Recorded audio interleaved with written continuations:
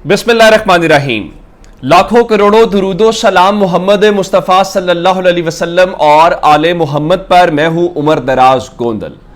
जरा अंदाजा लगाए ना कि पूरे का पूरा सिस्टम बैठा हो, शहबाज शरीफ को लेके आए हैं, इमरान खान की पार्टी के साथ जो कुछ हुआ फॉर्म 47 की बुनियाद के ऊपर, 45 की बुनियाद के ऊपर, बाकी सब चीजें भी हूं, और वो टीवी जो पाकिस्तान के अंदर वैसे भी प्राइवेट टीवी चैनल के ऊपर भी इमरान खान की ना तस्वीर चल सकती है ना नाम चल सकता है, तो सरकारी टीवी का कैमरा लगा हो और सरकारी टीवी के कैमरे से पाकिस्तान का तमाम मीडिया वो मंजर दिखा रहा हो और कोई शहबाज शरीफ के सामने इमरान खान का झंडा लहरा दे, तो फिर मान लीजिए कि इस सिस्टम की कुंजी जो है, इस सिस्टम की जो चाबी है, जो ये जो सिस्टम जैम हुआ पड़ा है, उसकी चाबी इमरान खान के पास है। मैं आपको बताना चाहता हूं कि असल में मामला है क्या। पाकिस्तान के जो लोग हैं उन्होंने फैसला सुनाया, और फैसला कैसे सुनाया? फैसला सुनाया उन्होंने 8 फरवरी की सूरत में। चले, ये अवाम का फैसला है। दूसरा मरहला इसका यह है कि जो कारोबारी अफराद होते हैं ना किसी भी मुआशरे के, वो मुआशरे की नब्ज के ऊपर हाथ रखे हुए होते हैं और उनको पता होता है कि मार्केट क्या चाह रही है, लोग क्या चाह रहे हैं। वो मार्केट में ना डिमांड एंड सप्लाई का उसूल पढ़ के आए होते हैं, प्रैक्टिकली पढ़ने से, हमारा यूनिवर्सिटी से नहीं, वो चूंकि ये रोजाना की बुनियाद पर इन चीजों को परखते और देखते हैं। और जरा अंदाजा इस चीज को अब लेके जाइए जरा इंटरनेशनल इन्वेस्टर के साथ, कि अगर पाकिस्तान का मकामी ताजर इतना तेज होता है और उसको चीजों की अंडरस्टैंडिंग होती है, तो इंटरनेशनल इन्वेस्टर जिसने बिलियंस ऑफ डॉलर्स या मिलियंस ऑफ डॉलर्स इन्वेस्ट करने होते हैं, तो वो कितना शार्प होता होगा और उसको चीजों की रियलाइजेशन क्या होगी। अगर पाकिस्तान में बैठे ताजिर आज ये कह रहे हैं कि अडियाला जेल का दरवाजा खोले, इस सिस्टम की चाबी इमरान खान के पास है, इमरान खान सिस्टम को चाबी लगाएगा तो सिस्टम चलेगा, तो इसका मतलब बड़ा वाज़ेह है कि इंटरनेशनल ताजिर क्या कह रहे होंगे। यही वो वजूहात हैं जिसकी बिना के ऊपर आपको ये कहना पड़ रहा है कि जनाब सरमायाकारी नहीं आ रही। यूसुफ रजा गिलानी जो है वो कहते दिखाई देते हैं, जी महंगाई इसलिए ज्यादा हो गई कि वो नहीं आ रही। अब ये ताजिर जानते हैं। आज शहबाज शरीफ जो हैं वो एक रोजा दौरे के ऊपर कराची में हैं, और कराची में उन्होंने बिजनेस कम्युनिटी के साथ एक इंटरेक्शन रखा हुआ था, और एक मारूफ कारोबारी शख्सियत आरिफ हबीब जो हैं वो भी इनवाइटेड थे। तो उस लाइव इंटरेक्शन के अंदर हर जो बिजनेस कम्युनिटी से उनके प्रोमिनेंट पर्सनैलिटीज हैं वो अपनी तजावीज़ दे रहे हैं कि अगर आप चाहते हैं कुछ बेहतरी तो हम आपको हल बता देते हैं, इस हल को फॉलो कर लें तो इसमें से निकल आएगा। तो आरिफ हबीब साहब ने पहले तमहीद बांधी और उन्होंने कहा कि देखिए, आपने हाथ बढ़ाया है पीपल्स पार्टी की तरफ, आपने हाथ बढ़ाया उसकी तरफ, तो देखिए उसके असरात नजर आ रहे हैं, स्टॉक मार्केट ऊपर चली गई, फायदे हुए, ये है वो है। तो उन्होंने फिर मशवरा दिया कि जनाब हम ये चाहते हैं, हमारी ये तजवीज़ है कि आप 2 हाथ मजीद मिलाएं और बढ़ाएं। उसमें उन्होंने कहा कि आप जो पड़ोसी ममालिक हैं उनके साथ हाथ बढ़ाएं, ताल्लुकात ठीक करें, बशमूल भारत, इंडिया कि आप उनके साथ, उनका आपने इसके ऊपर काम भी किया। चले, ये तो सभी कहते हैं कि हमें अपने दोस्तों के साथ ताल्लुकात ठीक करने चाहिए, और हमसायों के साथ ताल्लुकात ठीक होंगे, तिजारत भी ठीक हो जाएगी, सिक्योरिटी में भी कम इन्वेस्ट करना पड़ेगा, बॉर्डर्स में भी कम इन्वेस्ट करना पड़ेगा। तो ये सारी बातें अपनी जगह के ऊपर हैं। असल बात उन्होंने कुछ और की। उन्होंने कहा कि आप एक हाथ अपने पड़ोसी ममालिक से मिलाएं और दूसरा अडियाला के बासियों से हाथ मिलाएं और मामलात बेहतर करें। अब वो दूसरी बात ये कह रहे हैं कि मियां शहबाज शरीफ साहब, अडियाला के बासियों से क्या मुराद है? अडियाला के बासियों कौन है? अडियाला में इस वक्त वहां अपने जो बाकी लोगों से तो ज़ाहिर नहीं, वहां बासी हैं इमरान खान नंबर 1, नंबर 2 बासी हैं शाह महमूद कुरैशी, नंबर 3 बासी हैं वहां पे चौधरी परवेज इलाही। तो वो कह रहे हैं कि पाकिस्तान तहरीक इंसाफ से हाथ मिलाएं, पाकिस्तान तहरीक इंसाफ को स्टेक होल्डर बनाएं, पाकिस्तान तहरीक इंसाफ को ऑन पेपर लें। आप लेंगे तो मसले का हल निकलेगा, नहीं लेंगे तो फिर ये सारी कोशिशें रायगां होती हुई दिखाई देंगी। अब एक हो गई खबर ये। दूसरा, ये अच्छा मजे की बात है कि शायद हुकूमत ये ना बताती कि मुल्क के ताजिर ये कह रहे हैं कि इमरान खान से हाथ मिलाएं या मसले का हल निकालें। ये सब कुछ टीवी पे चल गया और ये यूं ही था जैसे कोई प्रेस कॉन्फ्रेंस शहबाज शरीफ की चल रही हो तो यूं तहरीक इंसाफ का झंडा चल जाए, उस शख्स के बारे में सरकारी टीवी पे भी चला, हर जगह चला कि भाई वो है जिसके ऊपर आप पाबंदियां लगाते हैं। तो मैं इसलिए कह रहा हूं, दिल बड़ा करें, रियलिटी को तस्लीम करें।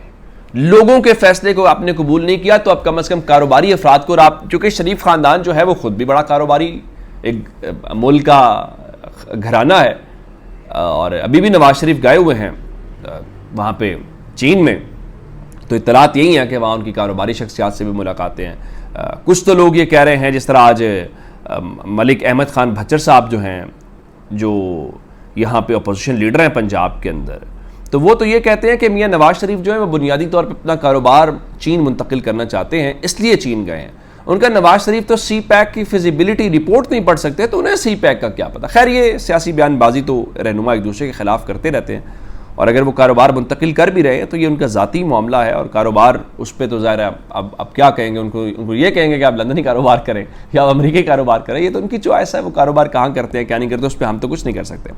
लेकिन ये बातें अपनी जगह के ऊपर है। मैं इसमें लुबे लुबाब ये है कि कारोबारी अफराद को चीज़ों का अंदाज़ा होता है। अब याद रखिएगा, जहाँ इस्तेकाम होता है वहीं वो जाते हैं, जहाँ उनको लगता है गड़बड़ होती है वहाँ सरमायाकारी इसलिए निकाल लेते हैं कि वो चीज़ों को अंडरस्टैंड करते हैं। दूसरा, आज जिस तरह लोग कह रहे हैं ना कि अडियाला जेल का दरवाज़ा खोलें, तो अडियाला जेल में चाबी कैसे है? अब देखिए, आज खैबर पख्तूनख्वा के जो वज़ीर आला है अली अमीन गंडापुर, वो आए वहाँ पे अडियाला जेल में, और अडियाला जेल में उन्होंने एक तो गेट नंबर 5 से अडियाला जेल में दाखिल हुए, और ये उनकी आज तीसरी मुलाकात थी, और तकरीबन 40 मिनट की मुलाकात उनकी आज इमरान खान के साथ हुई है।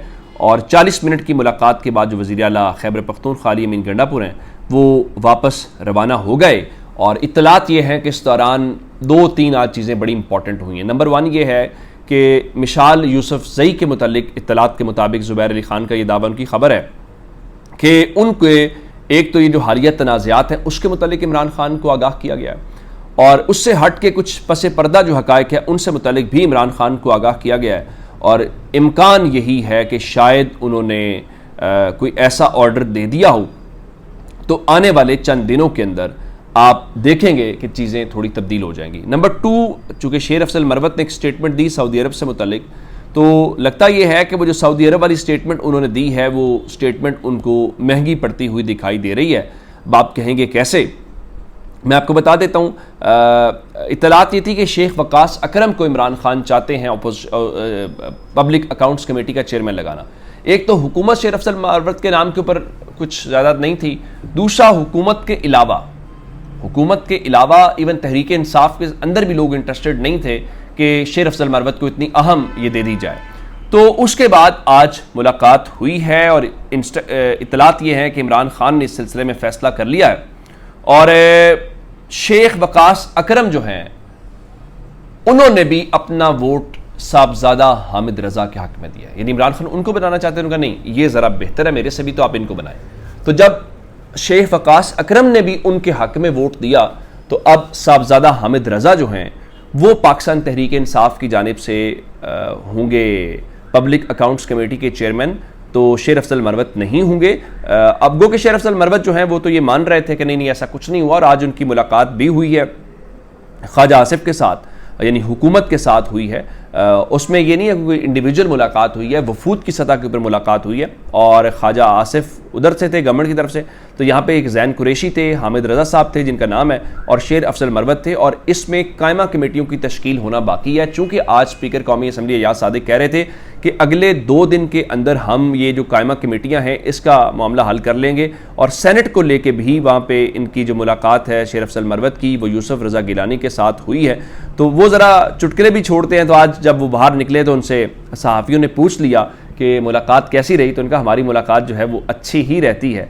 तो इस तरह से उन्होंने इस बात को टाल दिया। अब अगला मामला है, इलेक्शन कमीशन ऑफ पाकिस्तान को साफ शफाफ इलेक्शन हो या ना हो इससे कोई फिक्र नहीं है, ना उन्होंने बाकी चीज़ों पे कभी ध्यान दिया है। उनकी कोई ख़ास मोहब्बत है पाकिस्तान तहरीक इंसाफ के साथ, तो उस ख़ास मोहब्बत में पाकिस्तान तहरीक इंसाफ ने एक इंट्रा पार्टी इलेक्शन कराया, नहीं माना, फिर हुक्म दिया, फिर उन्होंने करवा लिया, उसको भी नहीं माना, तो उसकी बुनियाद के ऊपर पाकिस्तान तहरीक इंसाफ से बल्ले का निशान छीन लिया।